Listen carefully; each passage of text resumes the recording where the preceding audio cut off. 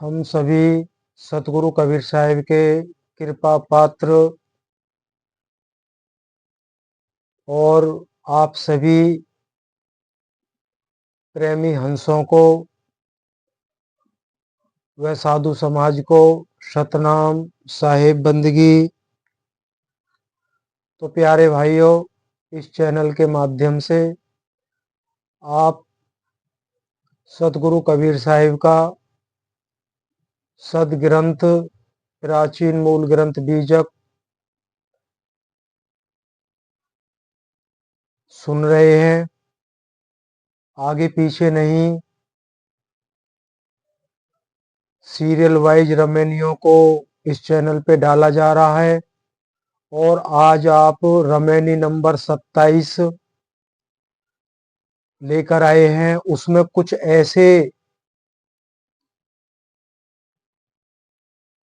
अद्भुत जो हमने नहीं सुने हैं, आज सुनेंगे। अगर उस विषय में किसी से चर्चा की भी जाएगी तो उसका उत्तर हमें जो लगता है वो कोई नहीं दे पाएगा।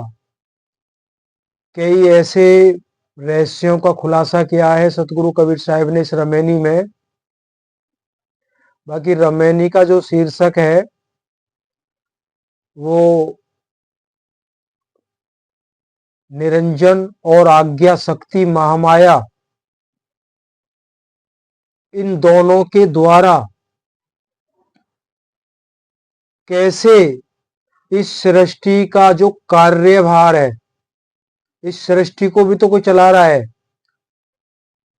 इस सृष्टि का जो कार्यभार है, इस सृष्टि को कैसे चलाया जाए, ये काम या कार्य, इस कार्य का जो भार त्रिदेव तीन गुणों के प्रतीक श्री हरि ब्रह्मा विष्णु महेश को किस प्रकार सौंपा गया और परमपिता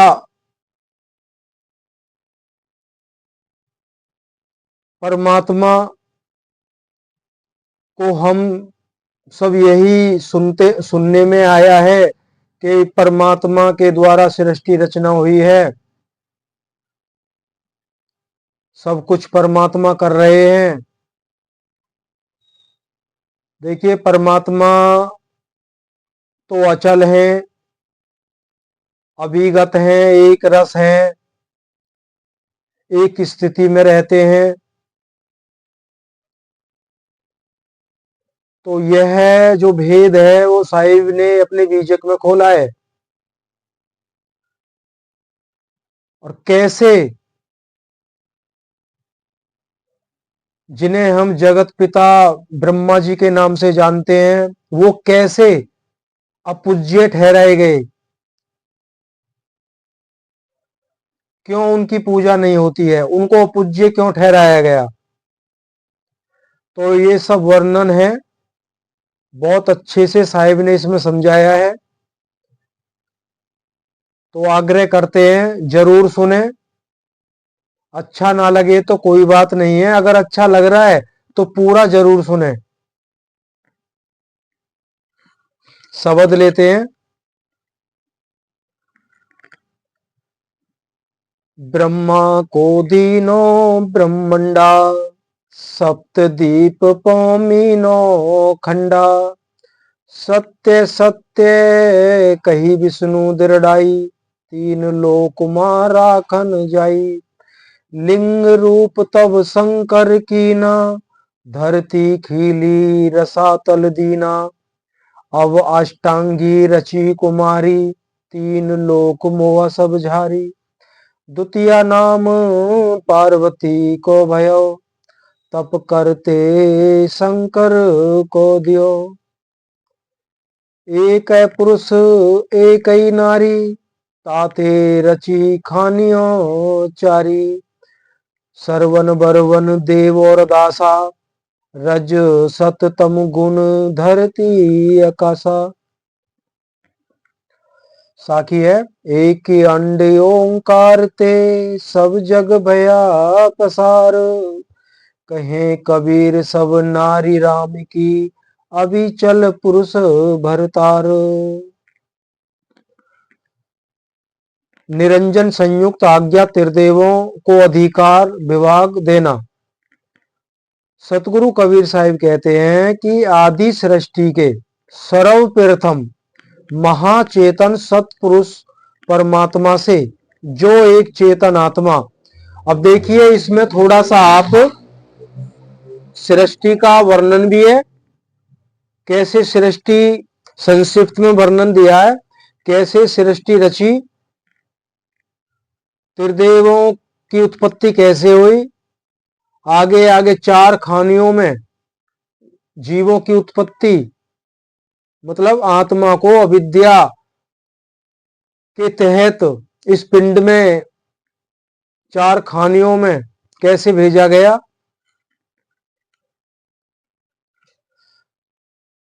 जहां महाचेतन सतपुरुष परमात्मा, परमात्मा को महाचेतन सतपुरुष परमात्मा कहा है, कहीं सार शब्द महाचेतन सतपुरुष परमपिता परमात्मा कहा है। सतगुरु कबीर साहिब कहते हैं कि आदि सृष्टि के सर्वप्रथम महाचेतन सतपुरुष परमात्मा से जो एक चेतन आत्मा पृथक होकर शून्य प्रकृति मंडल में स्थित हुआ, वही चेतन आत्मा ज्योति स्वरूप ओंकार ईश्वर निरंजन ब्रह्म इत्यादि नामों से प्रसिद्ध हुआ। समय लगेगा, बीच में समझाएंगे बहुत कम, बाकी बहुत सरल रमेनी है, समझते जाइएगा।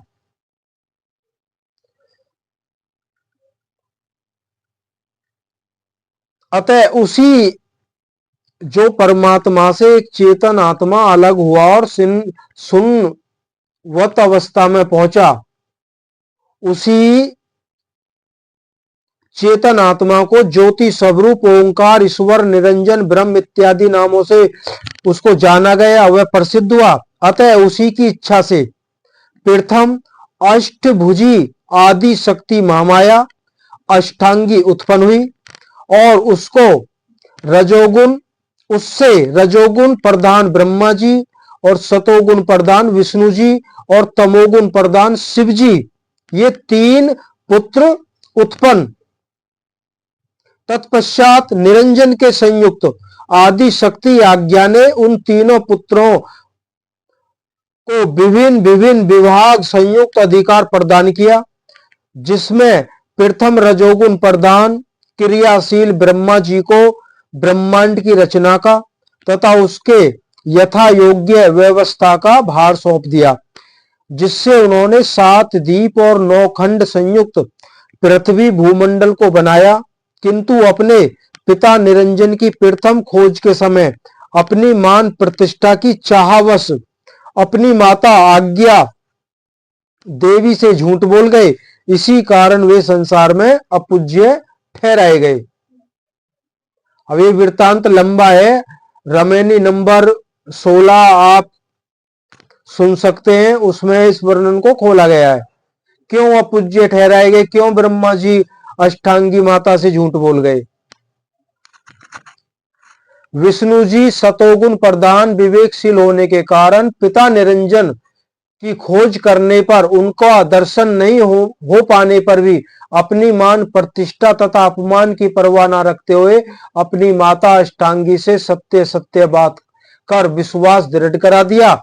इसलिए उनको आज्ञा माता ने तीनों लोकों की रक्षा का अधिकार दे दिया। जब भी प्रकृति पे कोई आपदा आती है, कोई दानव या किसी भी प्रकार की, तो विष्णु भगवान के ही अवतार होते हैं। क्यों, उनको इस सृष्टि की रक्षा का कार्यभार जो सौंपा गया था, तो विष्णु भगवान ही अवतार लेके आते हैं, तभी उस आपदा को वही समाप्त करते हैं।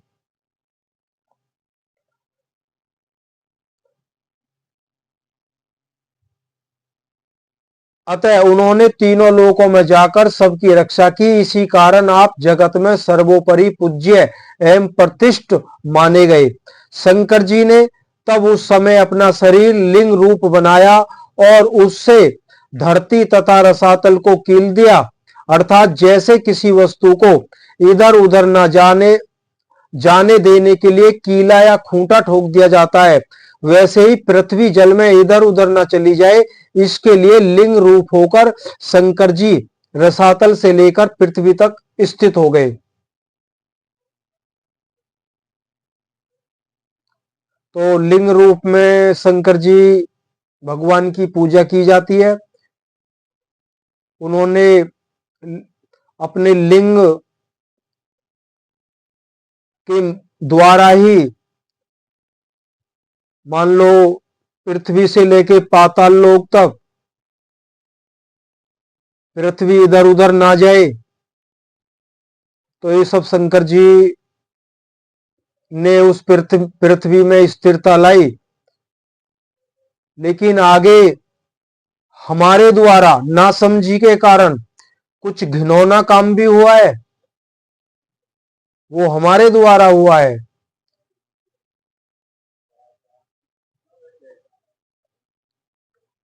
अब विशेष विवरण कर रहे हैं कबीर साहब।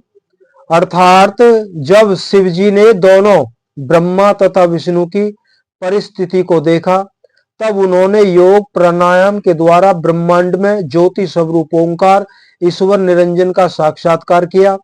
फिर अपनी तमोगुण प्रधान विवेकशील की शून्यता युक्त भोली प्रकृति स्वभाव के वश उक्त ज्योति स्वरूप के प्रतीक रूप कमल पर स्थित दंडेमायन लिंग की प्रतिष्ठा रूप मेघ खुंटी भारतवर्ष में इतनी सुदृढ़ मजबूत रोपदी कि मानो वह कील मेघ पाताल तक की गहराई तय कर चुकी हो। वह शिवलिंग की मान प्रतिष्ठा आज तक किसी भी विद्वान द्वारा भारतवर्ष से हटाई नहीं जा सकी।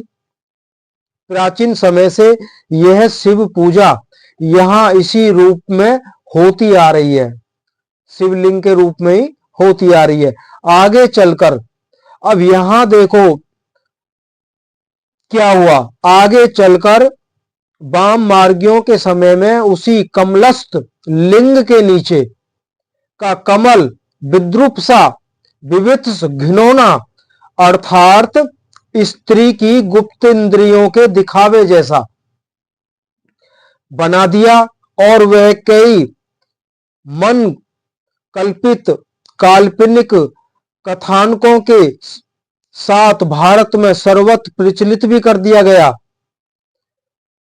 तो ये घिनौना काम मनुष्य के द्वारा हुआ।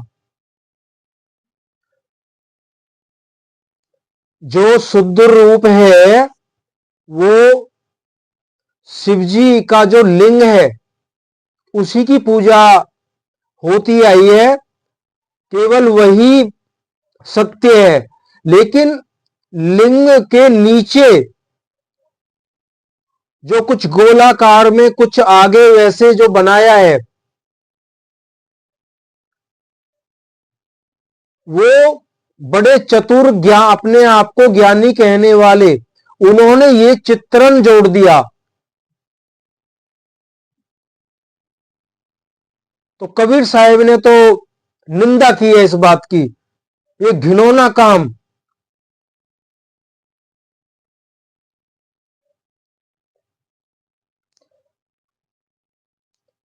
तब अर्थात वे सब हो जाने पर आदि शक्ति अष्टांगी ने अपने ही अनुरूप अपने ही स्वरूप जैसी तीन कन्या अर्थात उमा रमा और ब्राह्मणी को रचा अर्थात उत्पन्न किया।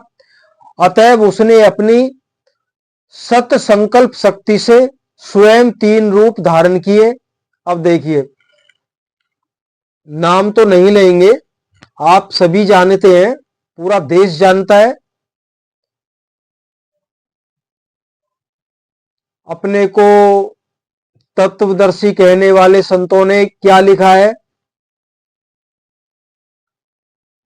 या प्रमाण भी देते हैं। देखिए, फलाने ग्रंथ में वेदों में ऐसा लिखा गया है, हमने क्या झूठ लिख दिया। मतलब त्रिदेवों को पैदा होते हुए बताया है, किससे? अष्टांगी माता से। शारीरिक संबंध दिखाया है किताब के अंदर। वो दिव्य है, वो दिव्य चेतन आत्मा है, वो सिद्ध आत्मा है। हम असिद्ध आत्मा है। हम स्वयं को ही भूल गए, इसलिए असिद्ध है विद्या माया के प्रकोप से। वो विद्या विद्या ज्ञान स्वरूप स्थिति है वहां। तो वह सत्य संकल्प से होता है सब। सत्य संकल्प किया तो सृष्टि रचना हुई। सत्य संकल्प किया तो त्रिदेव त्रिदेव प्रकट हुए। ये कबीर साहिब बोल रहे हैं।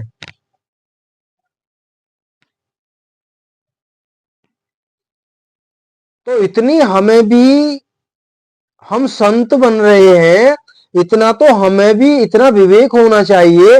वहां शारीरिक मिलन नहीं है, ये स्थूल में शारीरिक मिलन है।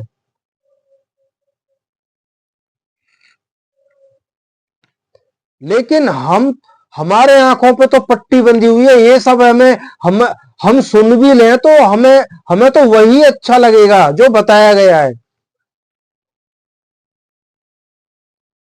इसीलिए एक सत्संग डाला गया है आज आज कल डाला गया है वो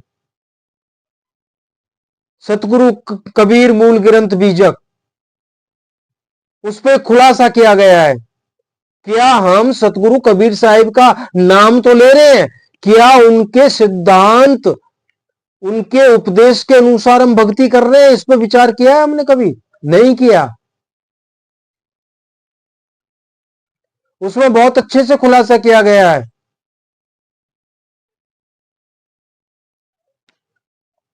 तो यहाँ पे बताया गया, तीन कन्या अर्थात उमा रमा और ब्राह्मणी को रचा अर्थात उत्पन्न किया।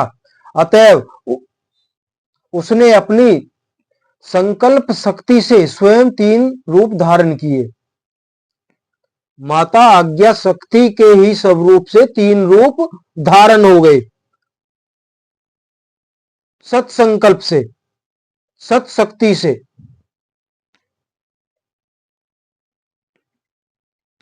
अब यहां पे साखी के माध्यम से भी बताया है, कीन चरित,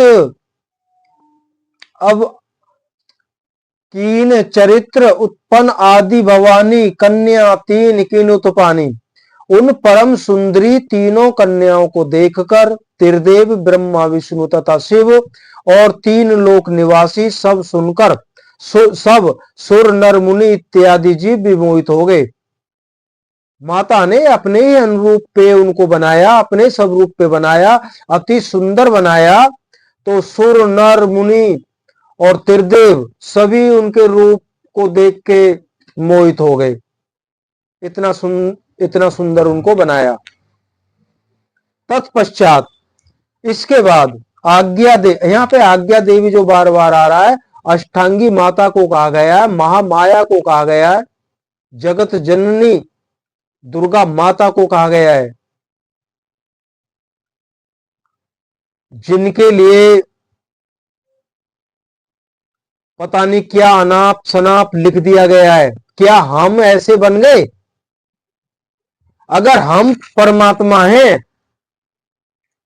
तो ऐसी लैंग्वेज तो कोई भी यूज नहीं कर सकता है। काल भगवान का नाम ऐसे लेते हैं कि काल भगवान की छाती पे पैर रख के जाएंगे हम सतलोक को। क्या काल भगवान को ऐसे समझा है? अगर हम अपनी आप बीती बताएं, जिस दिन मन जागेगा, अभी तो मन सोया पड़ा है। क्यों? उसे पता है मन को, जैसा मैं चाहता हूं ये वैसा ही कर रहे हैं। जिस दिन मन के विपरीत चलेंगे, ये उस दिन खड़ा होगा।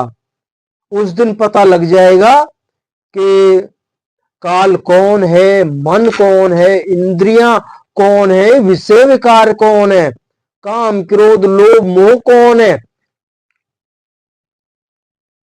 भले ही हम सब कुछ छोड़ के अपने घर में बंद हो जाएं,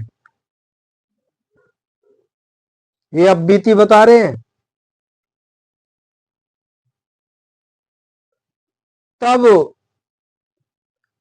एक डायरी बनाना, तब उसमें हर रोज लिखना किस तरह से पीछे पड़ जाएंगे। और कबीर साहब ने रमेनी में बड़ा खुलासा किया है। ये 100% पीछे पड़ते हैं, कैसे इनसे निपटना है वो भी साहब ने समझाया है। पढ़ेंगे जरूर, अभी नहीं पढ़ रहे। अभी तो हम कह देते हैं हर तरह से मौज आ रही है, मौज नहीं आएगी जब, ये सत्य है। कह रहे हैं तत्पश्चात आज्ञा देवी ने ब्राह्मणी नाम की कन्या को ब्रह्मा जी के प्रति तथा रमा लक्ष्मी नाम की कन्या को विष्णु जी के प्रति और उमा नाम की कन्या को शिव जी के प्रति प्रदान किया।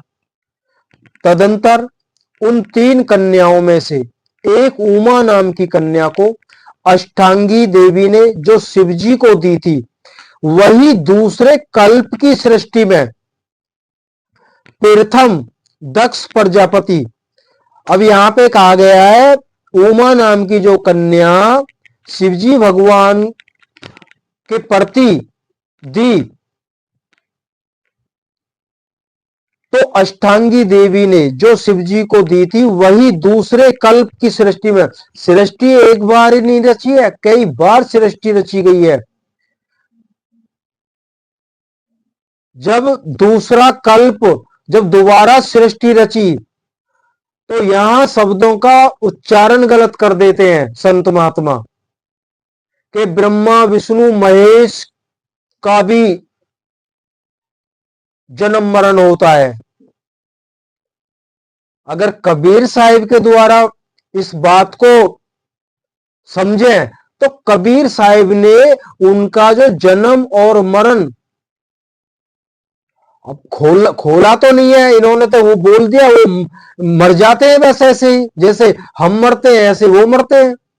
लेकिन नहीं, जब सृष्टि महाप्रलय होती है, समस्त संसार सूक्ष्म रूप में महामाया सबको गिरास कर जाती है और शून्य अवस्था में सब विलीन हो जाए।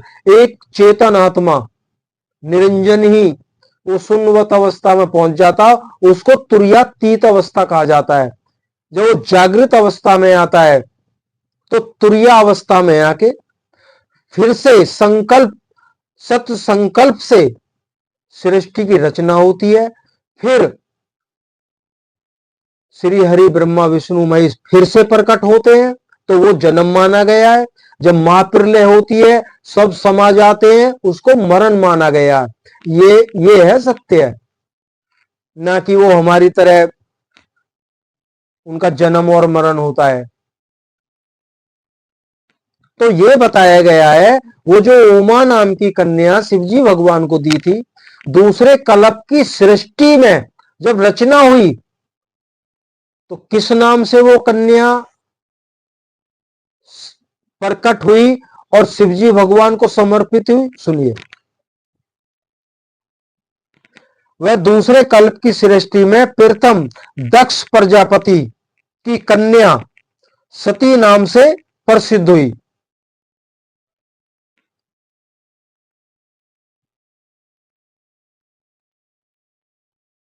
और वही दूसरे जन्म में राजा, अब इनका तो जन्म हुआ,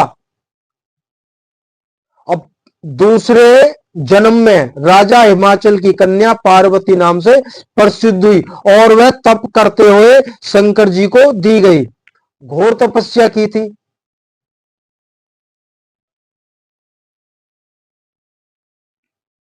अब ये कन्याएं क्यों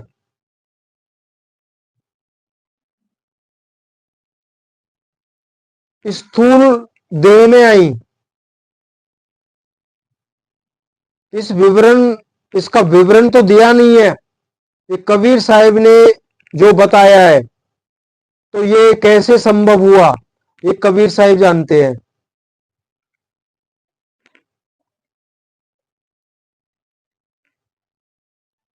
सतगुरु कहते हैं कि इस प्रकार जड़ प्रकृति में अखिल सर्व ब्रह्मांड विश्व विश्व का कर्ता एक ही चेतन आत्मा पुरुष निरंजन ईश्वर है और जड़ प्रकृति पदार्थ की अधिष्ठात्री स्वामिनी एक ही अष्टांगी आज्ञा आदि शक्ति नारी है और इन्हीं दोनों को चेतन आत्मा ब्रह्म और जड़ प्रकृति माया भी कहते हैं।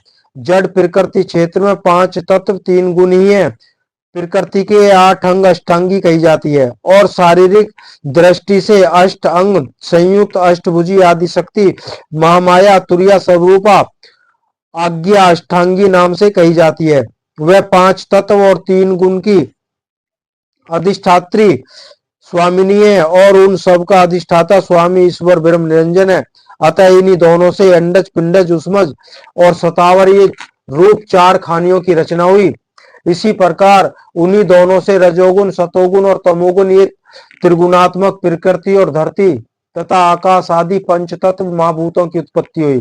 तदंतर त्रिदेव ब्रह्मा विष्णु तथा शिव से उत्तर हिमालय दक्षिण आदि विभिन्न प्रदेशों में भिन्न भिन्न रूप रंग में मानव सृष्टि की उत्पत्ति हुई। तत्पश्चात बहुत समय के बाद उत्तर हिमालय प्रदेश से आए हुए आर्य लोगों ने अपने स्वार्थवश कल्पना से अपने वर्ण जातियों के उपनाम ब्राह्मण क्षत्रिय वैश्य और शूद्र नाम के मानव समाज में वे 4 वर्ण अर्थात भेद कर दिए और उनको उत्तम मध्यम और निकृष्ट नीच पेशे कर्म बलपूर्वक करने को दे दिए। अतएव आगे चलकर उन्होंने ऊंच नीच तथा छुआछात का प्रचार कर दिया जिससे मानव समाज भिन्न भिन्न जाति समाज में बट गया और एक दूसरे को हे दृष्टि से अर्थात नीच घृणा की दृष्टि से देखने लग गए, एक दूसरे के शत्रु बन गए।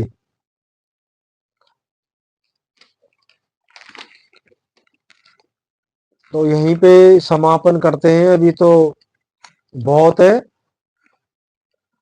बाकी एक सृष्टि रचना को लेके कुछ संशय होगा भी, दुविधा भी होगा। तो सतगुरु कबीर साहब ने यहाँ पे अपना शब्द के माध्यम से बताया है। सतगुरु कहते हैं अवधु निरंजन जाल पसारा स्वर्ग पाताल रचो मई मंडल 3 लोक विस्तारा। हरिहर ब्रह्मा को प्रगटायो तुम्हें दियो सिर भारा। माया फांस फसाए जीव सब आप बनो करतारा। बचना चाहो काल जाल से चीनो शब्द हमारा। कहे कबीर अमर करी राखो जो निज होए हमारा। तो सतगुरु कबीर साहब ने शब्द के माध्यम से भी समझा दिया है और वैसे भी समझाया है। अभी आपने बीजक रमैनी 27 में जो सुना वो सतगुरु कबीर साहब ने अपनों आंखों देखा हाल वर्णन किया है। इस चैनल पे पूरी कोशिश रहेगी अपनी तरफ से, तो आगे का तो पता नहीं है, बीजक को पूरा डालेंगे, बस आप सुनते रहिए। और किसी जो दुविधा है या कोई भक्ति के विषय में अगर इसी रमैनी में समझाया जाए तो काफी समय लग जाता है। तो सतगुरु कबीर मूल ग्रंथ बीजक ये चैनल का नाम है, उस पे केवल भक्ति मार्ग दिया जा रहा है और आप जो भी सवाल हैं, जो भी दुविधा है, वो उस शंका का समाधान निश्चित हो जाएगा। जो सतगुरु कबीर साहब ने सत भक्ति बताई है, सभी पूर्ण महात्माओं ने बताई है, उसी का